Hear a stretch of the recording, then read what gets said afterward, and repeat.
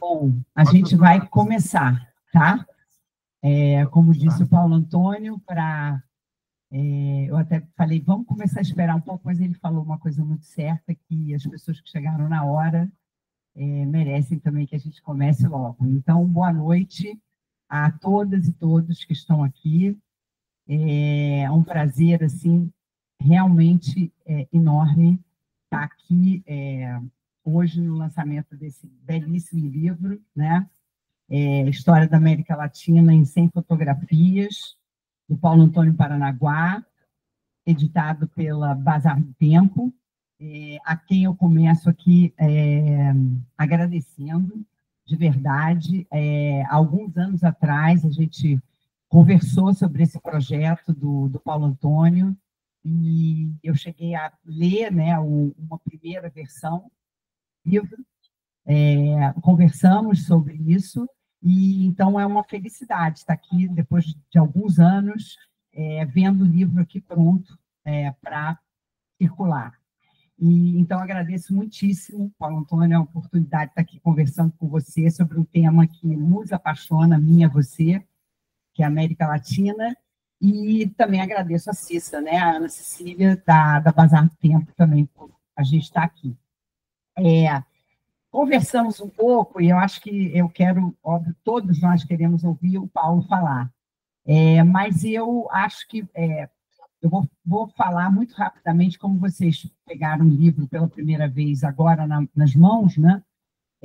Folhearam o livro, o Paulo Antônio vai certamente falar disso mais e melhor aqui do que eu, mas só apresentar o livro. Ele tem tem vários adendos, né? Várias partes, além das fotografias e dos textos. Ele começa, quando você já abre assim, com uma bela linha do tempo, que é uma linha do tempo muito legal, porque acompanha onde estão colocados nessa linha do tempo todos os anos, né, e os títulos das fotografias selecionadas. Então, isso já dá uma ideia do que você vai ter em mãos, né? Logo depois se seguem, bom, só para dizer que começa, depois vou pedir para ele falar disso, começa lá com os Olmecas, mais ou menos lá em 500 a.C., e acaba em 2018 com o Muro do Trump. Então, isso também pode ser um bom papo aqui para a gente, daqui a pouco. E aí a gente segue-se a isso uma introdução, que eu acho que vai ser, a partir dela, desse muito bom e belo texto da introdução, que eu vou buscar conversar com o Paulo Antônio. Depois dessa introdução, vem, então, o miolo esperado, onde a gente encontra as 100 fotografias selecionadas, com cada fotografia traz um texto que acompanha a foto, que também a gente vai falar um pouco sobre isso mais detalhadamente depois. E depois do livro, né, propriamente dito, das fotos e dos textos, a gente tem uma pequena biografia, que é muito, muito legal também, dos fotógrafos que aparecem no livro. E isso acho que também vou já dizer aqui que eu acho que ressalta esse cuidado, essa sensibilidade, né, com o fotógrafo, né, não só com fotografia, mas com o fotógrafo. Então, tem uma pequena biografia, que não é só uma biografia, tem algumas informações adicionais também ali junto, então é muito bom de ler. Depois, no final, tem uma biografia imensa, que contém ali as obras que ele cita ao longo do livro, dos textos, e obras de referência, enfim, que tanto sobre fotografia, né, tem uma parte só sobre fotografia latino-americana e caribenha, e depois tem uma parte mais sucinta sobre a América Latina, e o Caribe em geral. Então, é só para... ainda tem no final um índice remissivo também. Então, é só para dar um gostinho para vocês do tesouro de verdade que todo mundo tem em mãos aí, né? Então, eu pensei, para começar a conversa, pensei em começar explorando um pouco o próprio título do livro, né? Quando a gente olha, né, a história da América Latina em 100 fotografias, parece um título aparentemente direto, objetivo, e até aparentemente só simples, né? Assim, história da América Latina sem fotografias. Mas eu acho que quando você lê a introdução e os textos, a gente percebe que tem muita coisa por trás desse título. Então, a primeira coisa que me veio à cabeça, que eu acho que merece que o Paulo Antônio converse com a gente, é sobre, porque eu acho que duas coisas, três, né? A ideia de história, a ideia de América Latina e a ideia, e mesmo a fotografia. Então, eu pensei em começar te provocando pela própria ideia de América Latina, porque a gente sabe que a América Latina é uma ideia, talvez a gente possa pensar até num conceito que não é óbvio, não está dado. Quer dizer, a gente lida com ele como se a gente soubesse, que todo mundo pensasse da mesma maneira, mas a gente sabe que ele é um conceito construído, que tem uma história. Então, eu acho que a primeira coisa que ficou muito forte para mim no texto, quando eu li, foi que você tem uma ideia de América Latina. Então, eu queria que você falasse um pouquinho para a gente sobre isso. Obrigado, Marisa. Obrigado a todos que vieram aqui. A primeira versão desse livro, que a Marisa mencionou, estava pronta há 7 anos atrás. Como eu disse para um amigo cineasta, levou mais tempo do que a produção de um longa-metragem, né? Mas o Brasil é assim, né? A gente conhece. E a dificuldade, evidentemente, é de conseguir contar a história da América Latina com fotografias. A fotografia se desenvolveu a partir de 1840 e, obviamente, a tendência seria, neste caso, desta proposta, fazer uma história contemporânea.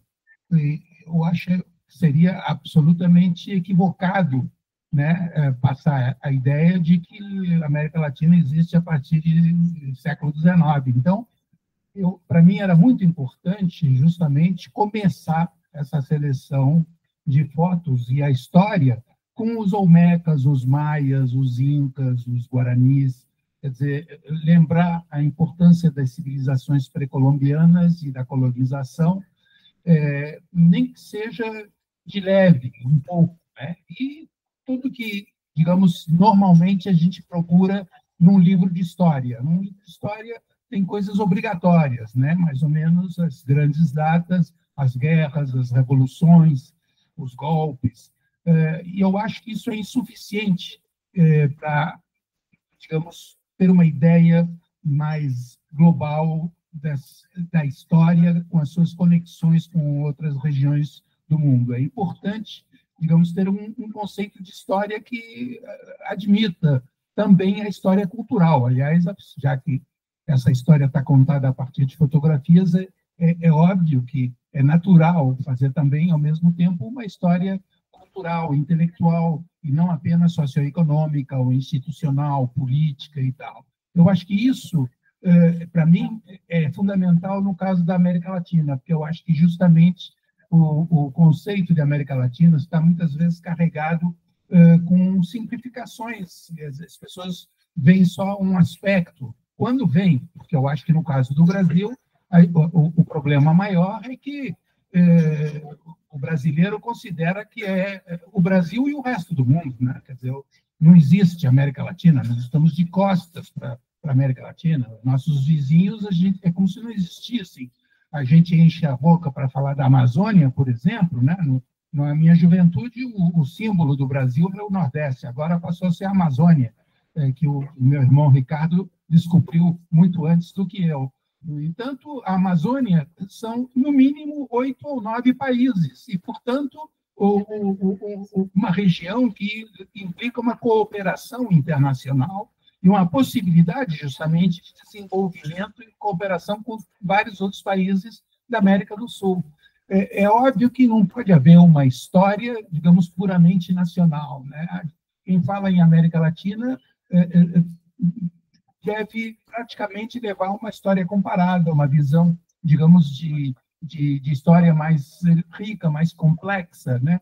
E com todas as suas dimensões, desdobramentos, para dar uma ideia da diversidade territorial, da diversidade institucional, da diversidade de percursos desses países, das diferenças linguísticas. Não é só o português e o espanhol, há outras línguas também, algumas europeias, como o francês, ou o holandês, ou o inglês, mas também uma quantidade de línguas indígenas que algumas são faladas por milhões de pessoas, outras correm o risco de desaparecer, mas algumas são faladas por milhões de pessoas. No caso do Paraguai, o Paraguai tem duas línguas oficiais, o espanhol e o guarani, né? Então, eu acho que dá uma ideia dessa diversidade cultural, étnica, religiosa, e tudo isso é muito importante para se ter uma ideia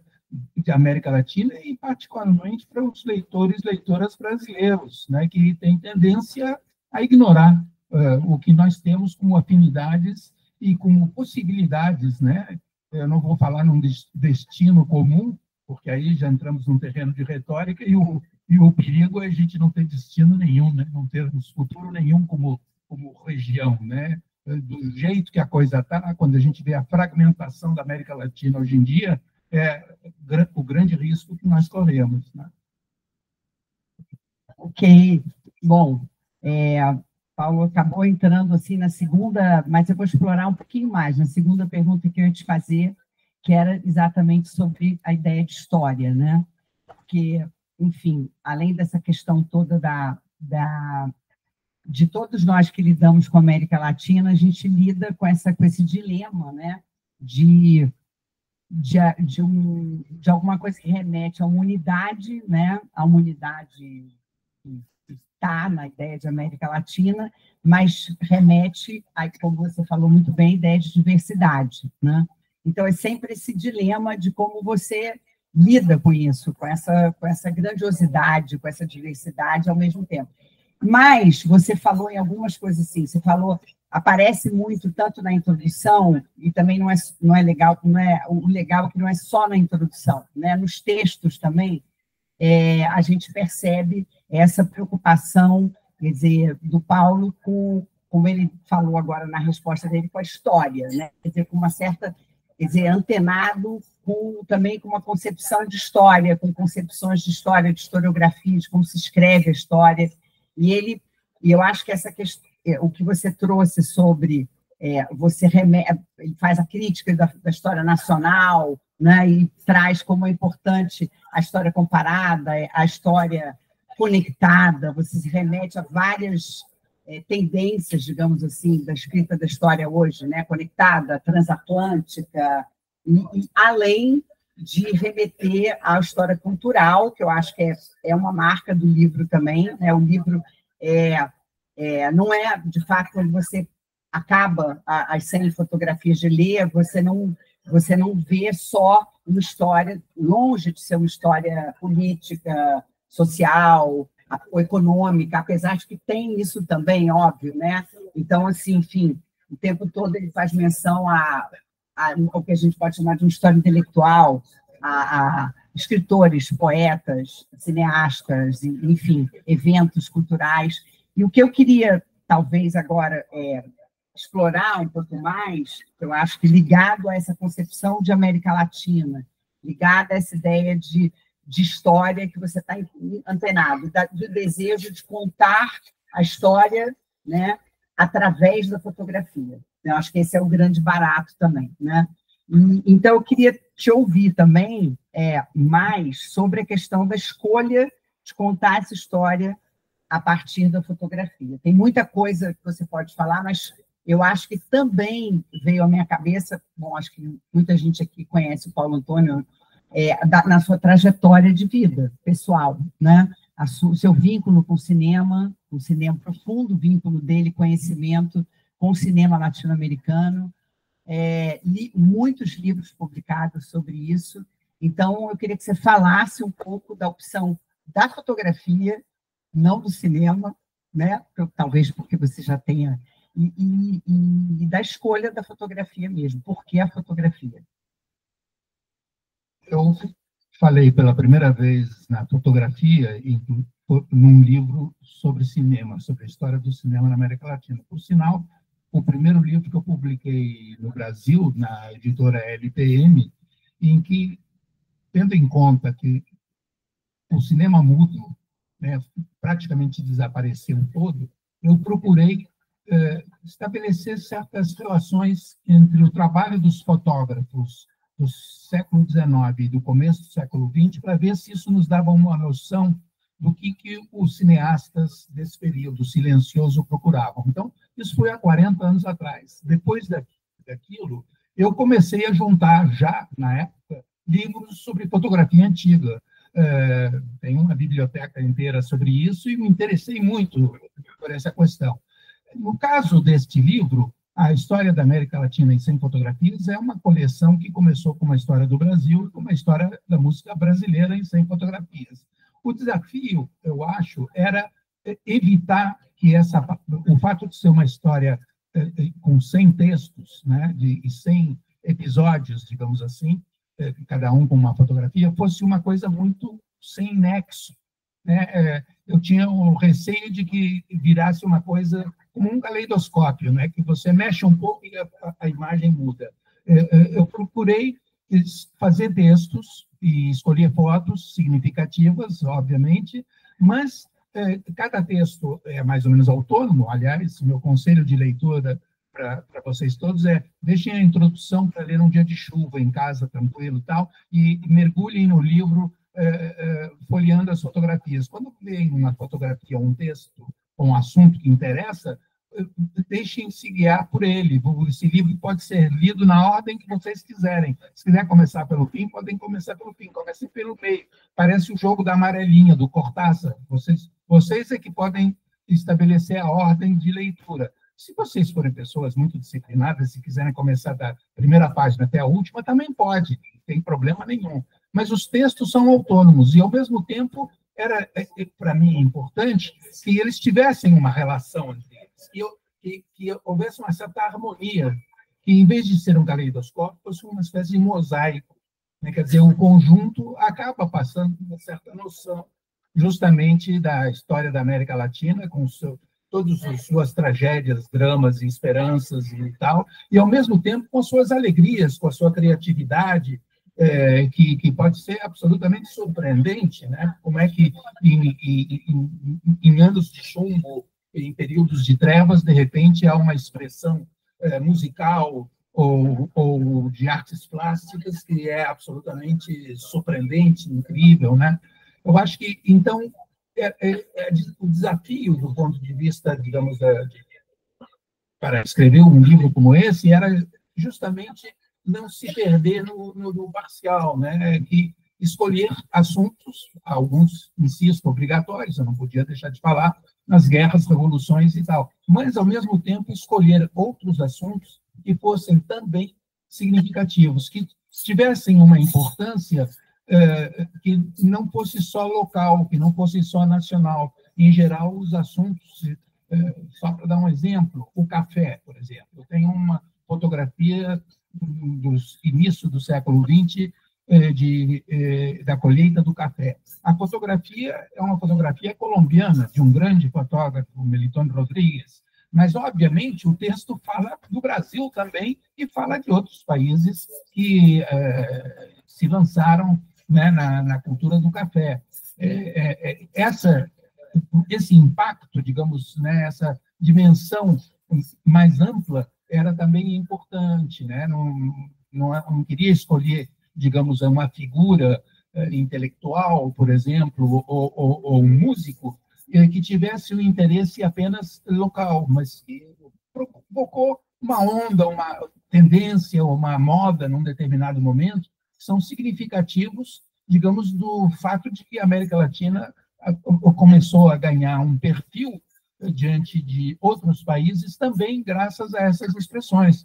Não foi só a Revolução Mexicana que fez com que o México fosse conhecido, mas também o muralismo, né, a pintura de grandes pintores como Rivera, o Orozco, depois de autores importantes como o poeta Octávio Paz.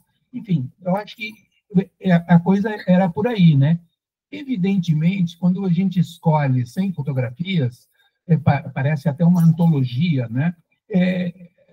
As escolhas podem ser discutidas, outros terão outras preferências. Nada disso digamos, necessariamente objeto de consenso, né? Octávio Paz, alguém me disse outro dia, isso hoje em dia é indiscutível, não indiscutível de jeito nenhum. Octávio Paz, num livro que está na vitrine, que, aliás, é um livro magnífico, do Bolanhos, do Detetive Selvagem, que é um romance sobre um grupo de poetas marginais e tal, super contestatários. O inimigo público deles é o Octávio Paz, né, que é o emblema para eles, que é a cultura mais oficial e tal. Então, eu acho que por aí, quer dizer, tem questões que são abordadas que se prestam a uma discussão, mas eu acho que isso é bom, porque o objetivo é esse, o objetivo não é apresentar 100 fotografias bonitas, com um comentário qualquer, não, o objetivo é provocar uma discussão sobre a América Latina, provocar uma discussão sobre o interesse que tem a fotografia para a história, como fonte, e a fotografia não só de grandes fotógrafos que estão valorizados pelo mercado da arte, que estão nos museus e tal, mas a fotografia também dos repórteres, né? E da importância de conservar essas fotos, da importância de ter acervos dedicados à coleta, à conservação, ao restauro dessas fotos, à valorização dessas coleções é fundamental. Aqui nós temos o Instituto Moreira Salles, que faz um belo trabalho, mas no Brasil, com o tamanho do Brasil, precisamos várias outras entidades públicas e privadas para isso. E na América Latina a situação é bem mais precária, muito desigual, né? Então, é uma batalha também pelo patrimônio. Muitas vezes a gente enche a boca com a memória, precisamos do trabalho, a memória, mas a memória está baseada em coisas muito concretas. E, no caso, digamos, da memória visual e audiovisual, ela é muitas vezes, digamos, desprezada e não conta com os recursos adequados e necessários para isso, né? Bom, muita coisa, né? Que já falou também, mas eu quero buscar um outro caminho que também apareceu para mim quando eu estava lendo o texto, da introdução aos textos, que é esse desafio, você falou agora muito brevemente, mas seria bom te ouvir mais, sobre a fotografia, você ressalta muito a ideia da fotografia como uma fonte, né? Como uma fonte para escrever a história, né? Ou como um documento, se a gente quiser usar uma palavra mais tradicional, né? Para escrever história. E, óbvio, os desafios que a fotografia coloca ela própria, né, nas suas próprias características como fonte, né? Mas tem um jogo que aparece no livro e vinculado à ideia da história, da memória, e vinculado à ideia da fotografia, que é a relação disso com o tempo, né? Porque você chama atenção, né, para a ideia de que a fotografia capta um instante, né, um instante que é vamos dizer assim, um presente, que está ali, mas você, no próprio trabalho que você faz com a fotografia e nos textos, é muito nítido a sua, tem a ver com a ideia da fonte, a partir dali, daquele instante, como você reconstrói, mas assim, como você vai ao passado, né? Quer dizer, como muitas vezes você faz esse jogo de ir ao passado, como é que isso pode te remeter a um passado, e, ao mesmo tempo, que eu acho que é a dimensão mais interessante, é remeter ao presente, mas é mais do que isso, né? Não é só o que a fotografia capta, mas o que a fotografia é capaz de construir de presente, né? De construir de real, quer dizer, quando você vê uma fotografia, o que ela está dizendo, né? Na sua transmissão, na sua recepção, você também coloca essa dimensão, né, de que ela lida com o tempo, ela constrói memória, mas ela também constrói presente, ela também constrói aquela realidade ali, né? A nossa, ou aquela, ou a nossa hoje, quando a gente olha para ela, né? Então, eu queria que você falasse um pouco, se for possível, e você achar, porque isso aparece nos textos que ele faz, né? Essa caminho, esse passear pelo tempo, ele vai para trás, ele volta, né? Ele mesmo, como o olhar dele sobre a fotografia remete a esses vários tempos. Então, eu queria que você falasse um pouco sobre isso também. Não sei se ficou claro. Sim. Apesar do que a Maísa está falando, eu gostaria de esclarecer que é um livro para leitores de um público em geral. Quer dizer, por isso que eu disse que podíamos deixar a introdução para um dia de chuva, não precisa começar por ali. Porque eu insisto que 50 anos de jornalismo me levaram a escrever, digamos, de uma maneira simples, clara, didática, o que não quer dizer que seja superficial. Eu acho que o livro, cada texto, são textos curtos, né? Por isso é fácil de ler, mas eles têm também uma certa substância, uma certa densidade e um certo jogo, justamente, porque, claro, a fotografia congela, parece que ela congela o tempo, né?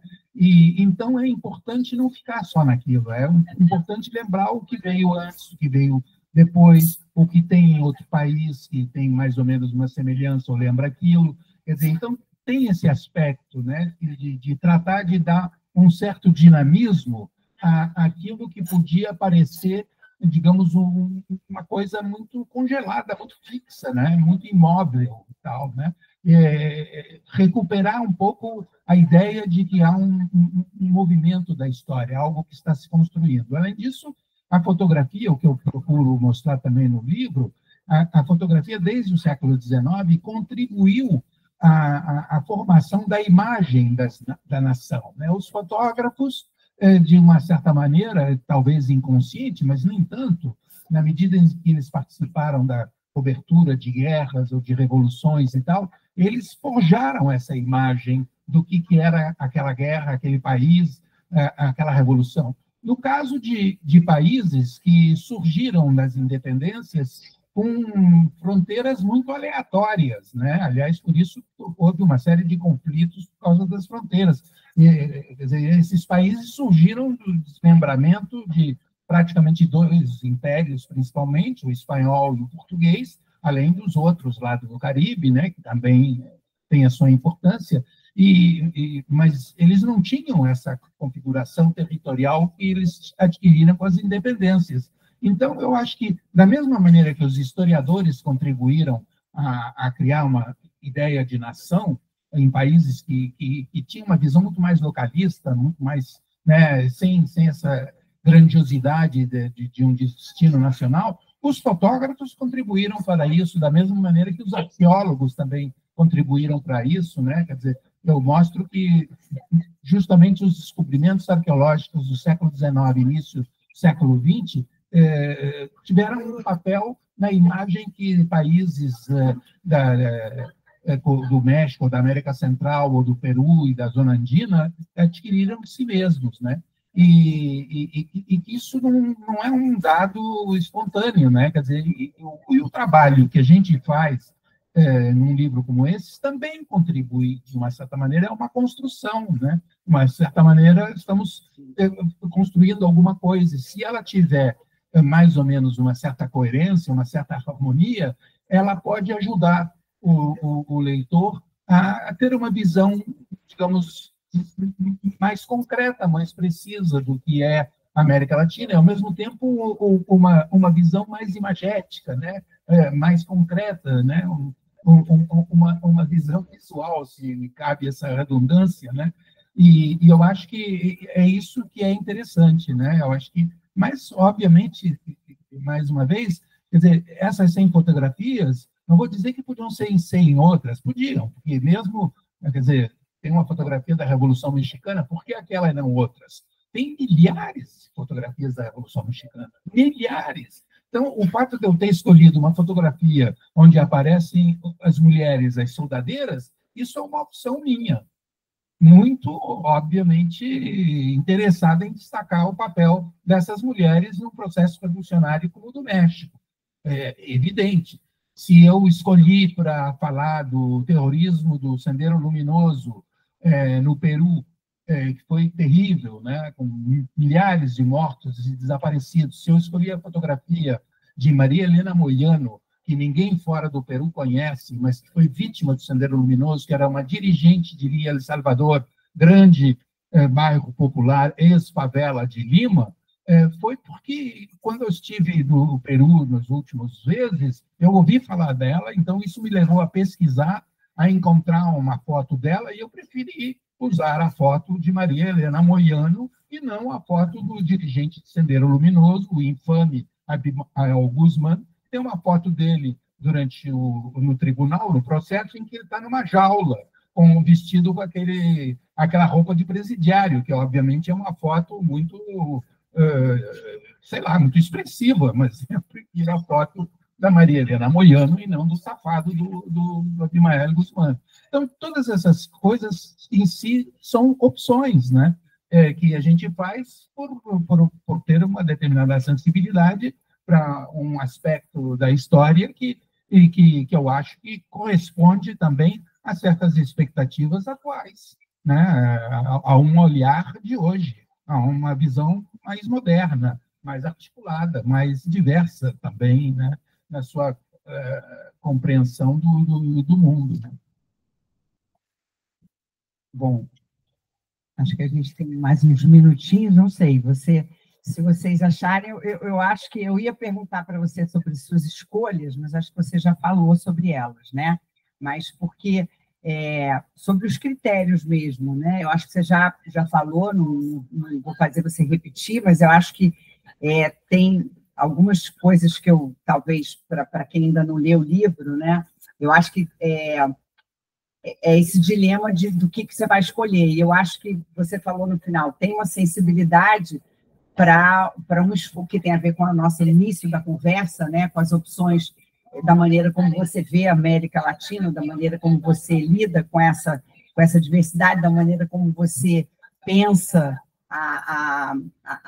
enfim, a questão do tempo e a sensibilidade para não é só não escolher as fotografias óbvias, né?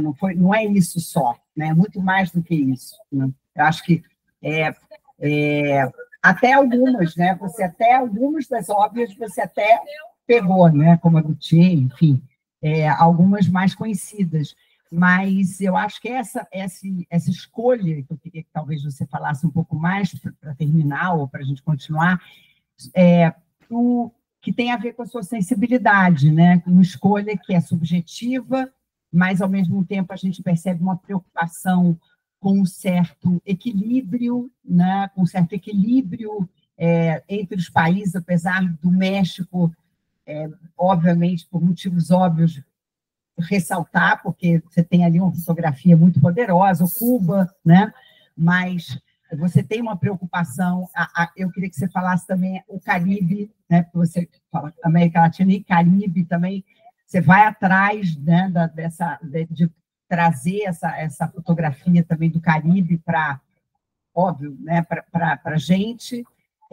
Então, enfim, se você puder falar um pouco mais sobre as escolhas, né? Sobre as escolhas, como eu falei lá no início, que está vinculada a uma história intelectual, a escolha de trazer músicos intelectuais, eu acho que tem tudo a ver com você, né? A literatura está muito presente, né? O Jorge Amado, o Otávio Paz, então eu queria que você falasse um pouquinho mais aí, talvez, para a gente se encaminhando para o final, sobre as suas escolhas. Eu acho que se eu tivesse escolhido só imagens icônicas, digamos assim, né? Emblemáticas, que as pessoas já conhecem, ou já viram, que circulam muito e tal, eu acho que o interesse seria, obviamente, menor, né? Eu acho que eu escrevi um livro, mais uma vez, que é para um público geral. Eu espero que o fato dele ser muito bem, quer dizer, do ponto de vista artesanal, ele é muito bem feito, né? todo o time da Bazar do Tempo fez um trabalho fantástico, e isso, digamos, é um elemento de sedução.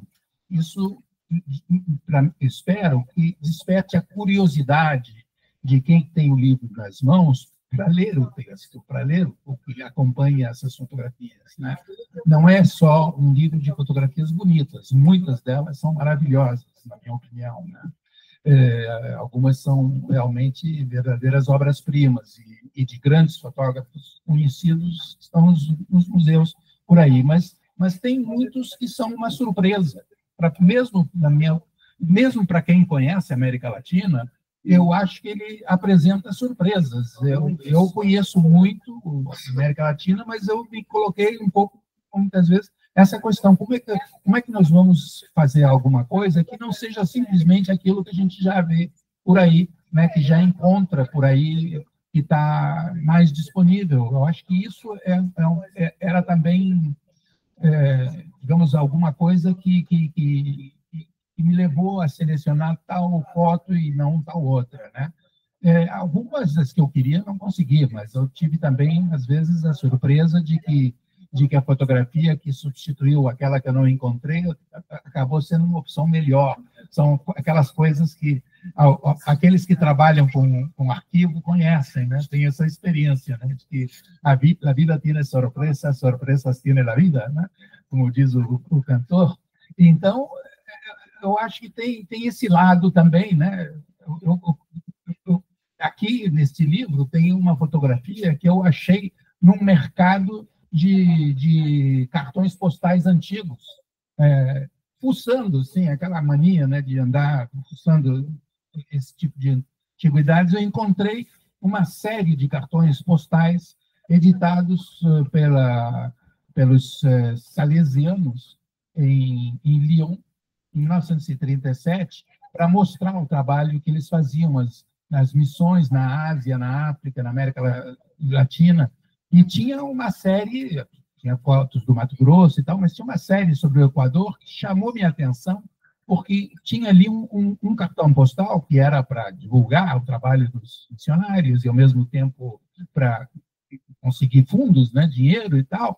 Ele tinha uma foto de cabeças reduzidas, daqueles índios que são conhecidos como gíbaros, que, na verdade, são os Shuar, né? E eu olhei aquilo, como é que aquela foto, no meio de uma série onde você vê o padre com as crianças recém-batizadas, a escola ou as freiras que estão atendendo, curando a saúde dos índios, por que aquela escolha das cabeças reduzidas?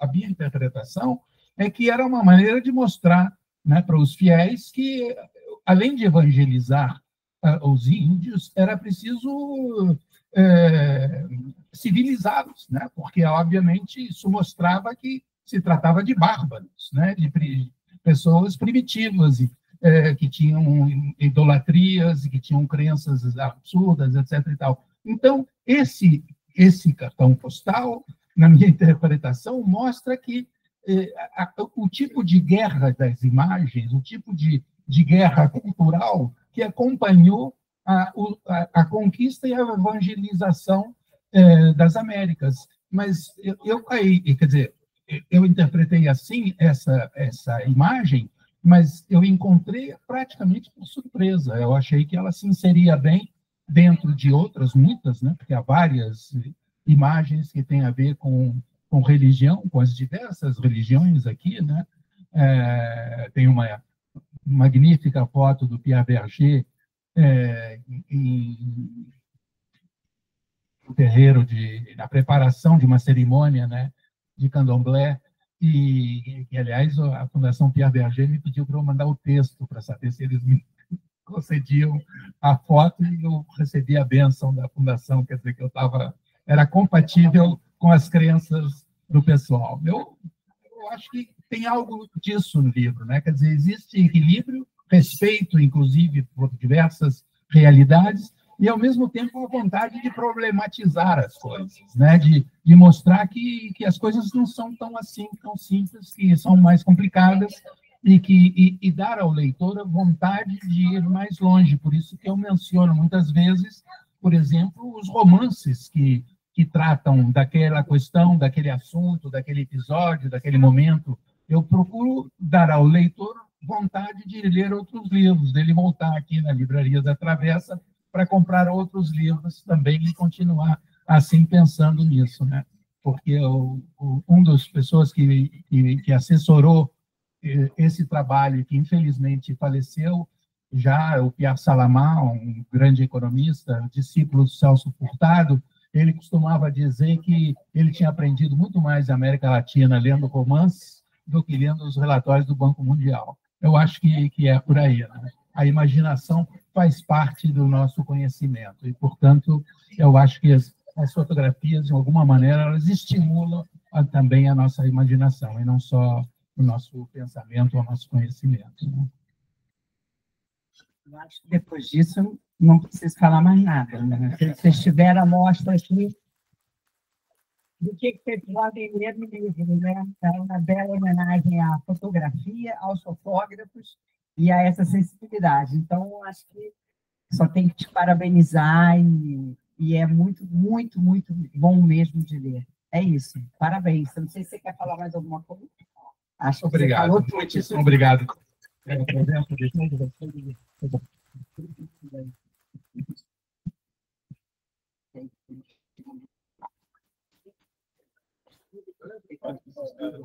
Pode parar agora.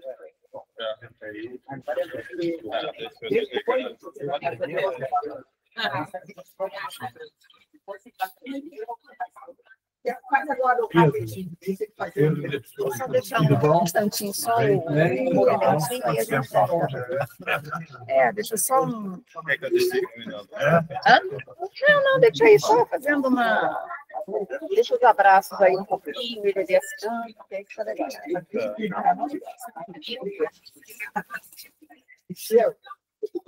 Agora que você abandona. Agora foi. Vamos lá, já começou a dar movimento parar.